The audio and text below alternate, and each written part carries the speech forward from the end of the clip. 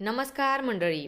Star प्रवाहावरील लग्नानंतर होईलच प्रेम या मालिकेच्या येणाऱ्या भागामध्ये आपण बघणार आहोत की मानिनी ही घरामध्ये सर्वांना सांगत असते, काल रात्री देशमानी यांच्या घरी चोरी झाली, परंतु संजय काका गेले तरी कुठे. आणि तेव्हा सर्वजण विचार करत असतात आणि तेव्हा काव्या ही पार्थला बोलते, काल रात्री माझ्यावर देखील हल्ला झाला, मी हे मानिनी काकूला सांगू का, नाहीतर त्यांना परत समजल्यानंतर आपल्यावर अविश्वास वाटू लागेल, त्यांना खूप वाईट वाटेल.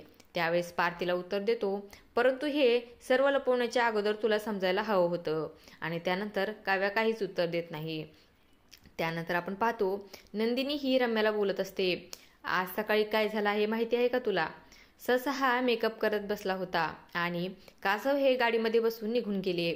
तेव्हा रम्या देखील आश्चर्यचकित होते आणि ती जोरात ओरडते, काय.